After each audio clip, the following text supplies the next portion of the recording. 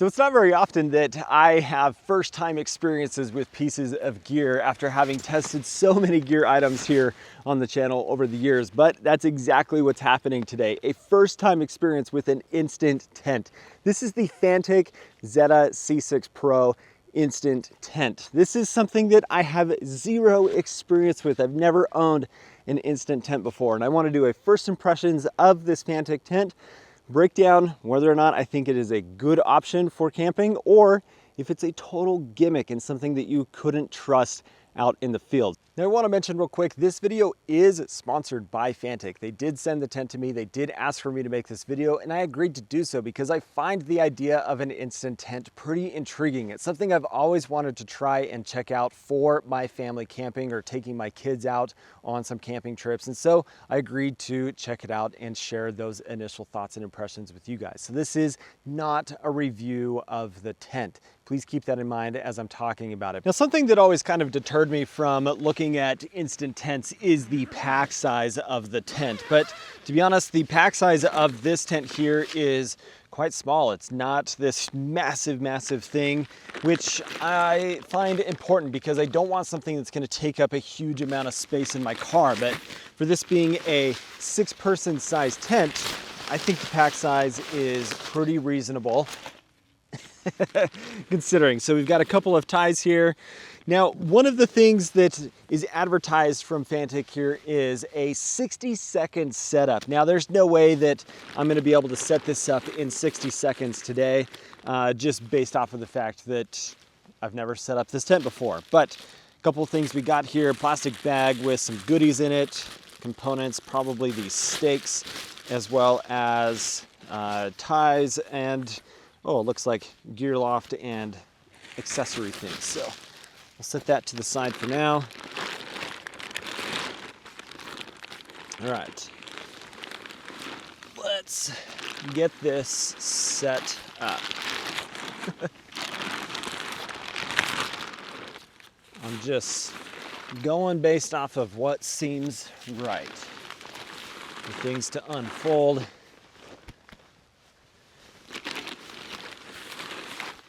Because normally you would be like laying your tent out. Let's see, where's the door?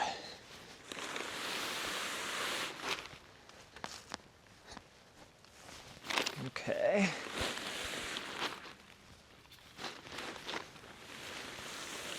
I'm just pretending that I know what I'm doing here.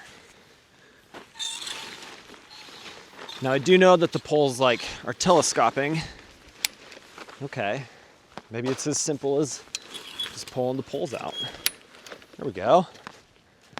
Okay.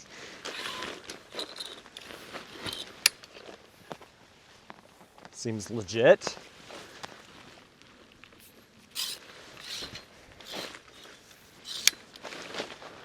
I mean, if that's what they're saying is a 60-second setup, then that is actually pretty quick.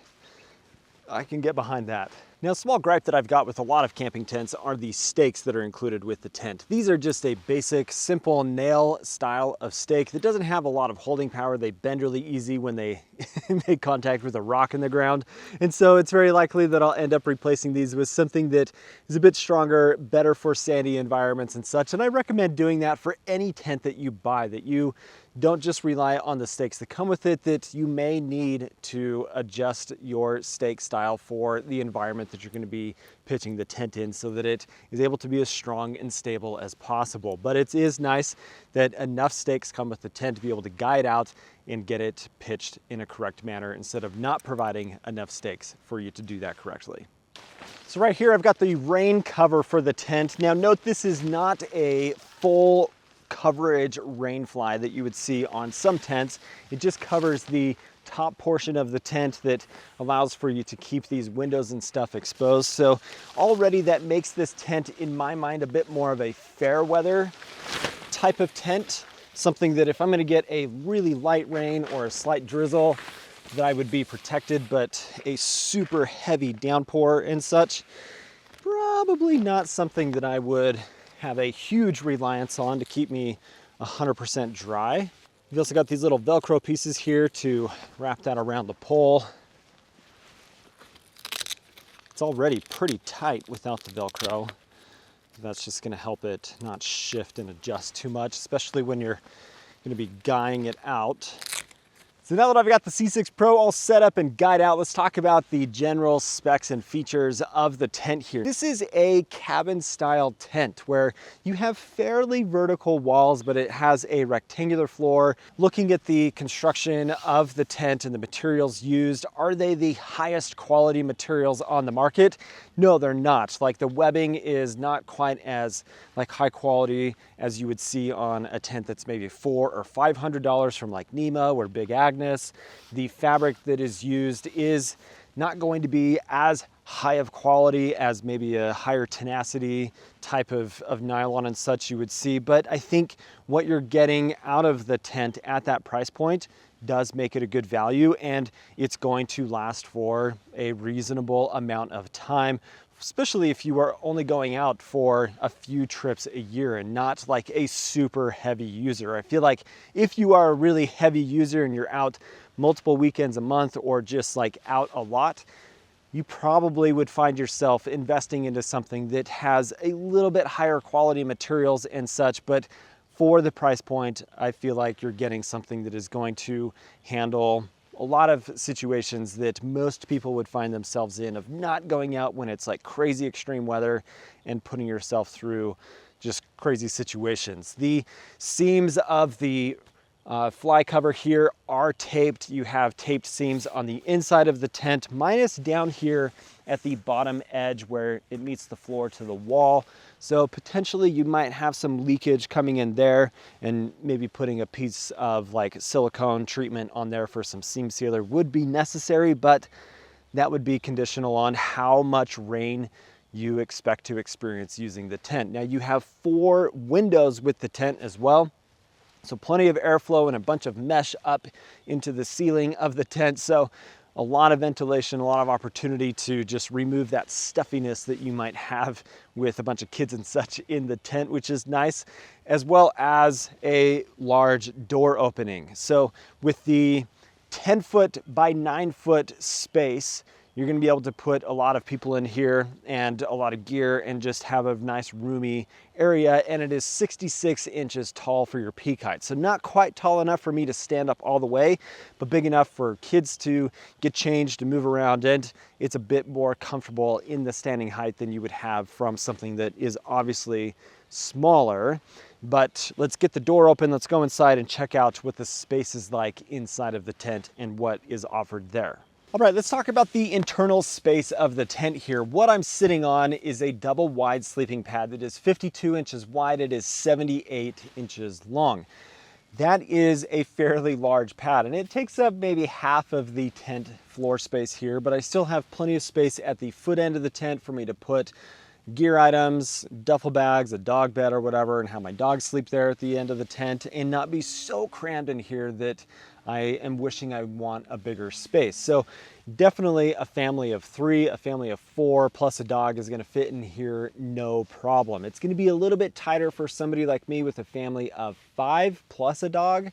So maybe getting a larger option, which you can get from Fanttik. They have several different size options of this tent, a 4-person, a 6-person, an 8-person, and I believe even a 10-person, plus the max versions of the tent that do give you a little bit more space in the length or the width, as well as a bit more vertical walls.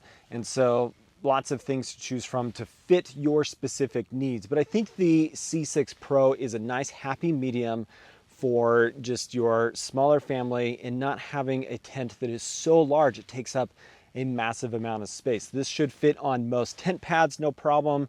That floor space is 9 feet by 10 feet.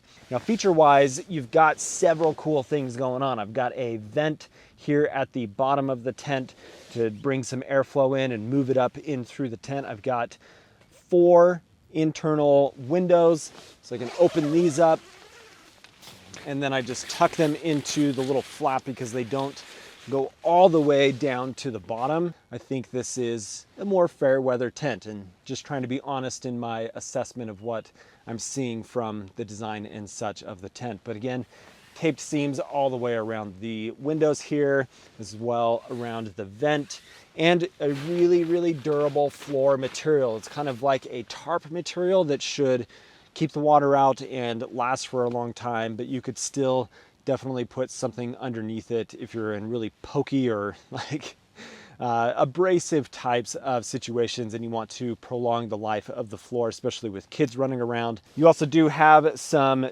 pockets that are hanging up from the floor of the tent. There are 2 of them total, and then a gear loft at the top of the tent that also has a hook that attaches to the center of the tent, or the apex, so that if I pull on that, it's not pulling on the loft itself. It's just using the structure of the tent, so I can hang a lantern and a light from that to be able to light up the space. All right, my friends, that is my first look and first impressions of the Fanttik Outdoor Zeta C6 Pro Instant Tent. I have a few question marks with the tent here from my first impressions that will kind of weed themselves out over time and use with the tent. I like the instant tent idea, but something that will come to fruition over time is what's the build quality and the durability of the tent long term. That's going to be a big question mark to answer over the time that I spend with the tent here for the spring and summer and even fall months. But I do want to thank Fanttik for supporting the channel, for giving me the chance to check this out and share it with you guys. If you do want to check this tent out, I've got linked down in the description with a coupon code for you to save some money as well. But thanks for watching today, guys. If you're not subscribed, you know what to do. We'll catch you in the next one. See you later.